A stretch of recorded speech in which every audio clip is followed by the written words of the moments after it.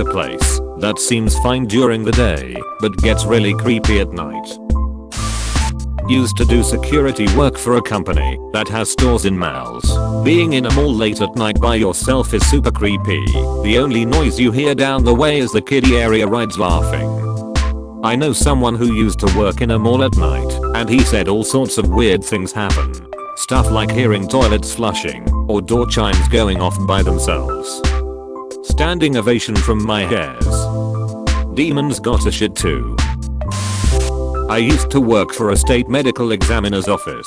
I work second shift with some occasional overnights, and we relatively often had to take trips to either or the satellite offices, which were 1-1.5 hours away from the HQ office in the state capital. One of which was particularly desolate, set back in the woods, and pretty remote.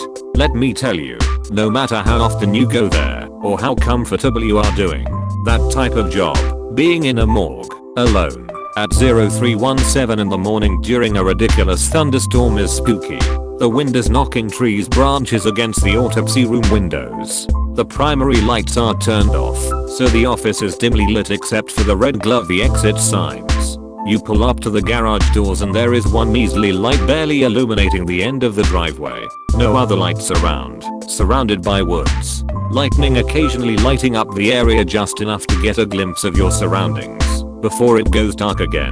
You can't tell whether or not the wind is blowing the trees or there is a coyote or something out there. All while you're trying to keep your shit in your ass while struggling to get a 320-pound cadaver out of the back of your truck without the stretcher falling over. Not to mention it's the summer, so the fog gets pretty thick with the cold rain on the warm ground. TL. Doctor, working in a morgue, alone, during a massive thunderstorm. Our barn. I can go in there during the day without lights and it's fine, it's pitch black, but at night, nope. I like our barn at night, but we have lights and animals, so it's just warm and full of sleepy farm animals. It's immensely comforting. The walk back to the house, though, no thanks. We have a nice warm orange pole light outside of ours. I love a nice peaceful walk next to my long blue shadow. The hallway that lead to my parents' room when I was a kid. The hallway from my room to the only bathroom in the house, where the door creaks and swings on its own every once in a while. Get some grease on them hinges, son. Grease 2 was a terrible movie. Unlit swimming pool. Any body of water I can't see the bottom of. Fuck, going in my childhood pool at night always got me on edge. It's not that big. I'm a full adult. I can touch the floor easy, but fucking hell, do I have to focus on my breathing. Edit. Obligatory this blow up, and thanks for the gold, kind stranger. Actually my first gilded post. I feel as if I have been elevated above the non-gilded pleb. /r/thalassophobia is my own personal hell. Edit. Reddit auto-completed that as a valid subreddit, full of on-topic content, even if the correct spelling of the word is r/thalassophobia with an O. I don't really get it, personally. I grew up in the ocean though, and have a love and respect for it. Is it the sea that scares those people or the creatures in it? Or is it just the unknown aspect of it? Yes, I don't like water where I don't see the bottom even during the day. I'm afraid that some animal is lurking down there. Actually it's just that natural fear I have. Like majority of people are scared of being in the forest in the dark. Water is the same. I live right next to a disused airfield. It's a square kilometer of completely clear, flat land and is really unnerving. There's also the control tower in the center that gets extremely spooky at night. The only way in is to scale the wall and then lower yourself in from the roof through an upstairs window. I should also say that I live in the north of Scotland, where flat land is pretty uncommon. Edit. A lot of people have asked for pictures and I will try my best to get some. However, there is a very aggressive flock of birds nesting on the control tower, so IDK how close I can get. r/boss arena. Honestly I'm just waiting for a giant creature to just arise from the fields and challenge my stake for this domain. My basement. 8 AM to 8 PM. My basement is fine and totally safe. 8 PM to 8 AM. 100% sure there are zombies down there waiting to eat my face. I'm the same way, But my house isn't even old or creepy. There's nothing in my basement laundry room except laundry machines and Christmas decorations, but it still gets so creepy being down there alone. My imagination is both my best friend and my worst enemy. Based on your username, your problem may be a bit worse. You have no idea, zombies and vampires are bad enough on their own. Zombies are an entirely new level of bad. Dirt roads. I grew up on one and would walk it to get to the main road. To catch the bus for school, I'd have to walk it at night to babysit my neighbor's kids, and the difference was crazy. During the day it's bright, there are flowers, and the worst you'll see is a snake or a deer. At night the roar of the frogs is deafening. The trees seem to encroach on the road and you catch glowing eyes in the woods around you. The worst part about the frogs are when they go silent. Something spooked them enough to shut them up, and you don't know if it's you or something else. The only thing worse than strange creatures making lots of noise in the darkness is those same creatures instantaneously falling silent. I used to go fishing with a friend of mine at a boat launch ramp in the middle of nowhere down a 2-mile dirt road in the evenings. Nothing worse than the critters getting quiet when you weren't doing anything more than talking in low voices. Service stations / rest stops. Fine in the day, but I've been in a few 24-hour ones way out in the middle of nowhere at night, where I'm literally the only car in the lot, and all the low lights are on and the staff is a skeleton crew mostly in the back doing stock. I remember standing in one huge rest stop once, and it was just me and this creepy arcade music playing. It felt like I was the only person left alive after some apocalypse. Well, of course it's creepy when the crew is a bunch of skeletons. Not to mention spooky. Spooky scary skeletons send shivers down your spine. Cliché, but a cemetery.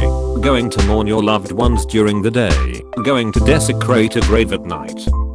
Y'all don't go there for the free clothes. Edit, didn't expect this comment to blow up. Thanks Faudag old kind Stwanga. Nice tux, Dwight. It belonged to my grandfather.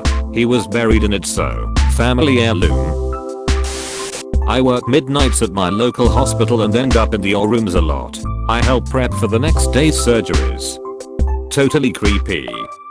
I also work midnights at a hospital, and while I don't find the OR creepy, the back hallways on the way there are ultra creepy. When my baby was in the NICU, I'd go visit at all hours of the night, and the back hallways are really creepy. And of course, I was there alone, because my husband was with our other kid at home. A school. This is true. I put myself through college working as janitor in a New York City public grade school.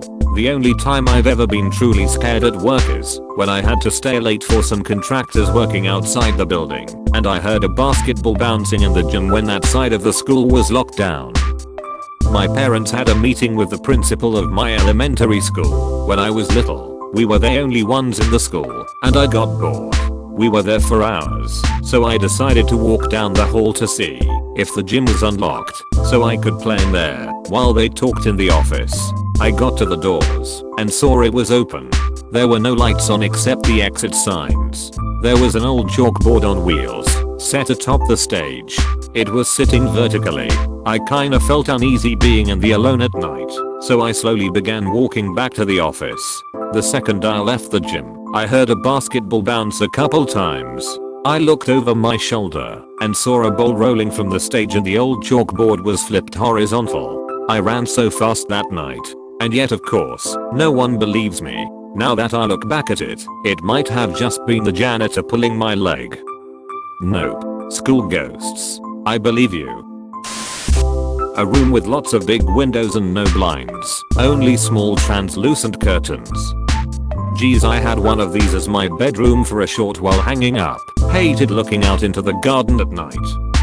Our dining room window always scared me growing up. Hated it. Didn't help my mom hung a giant mirror in there as well. I also didn't like mirrors for a long time. Still don't really. The movie What Lies Beneath has messed me up regarding mirrors. It was the first movie I saw that used the see something in the mirror effect. Abandoned buildings. Churches. The church doesn't even have to be abandoned. There's something about being in a building that you're used to only being at when there are a lot of people around that's weird.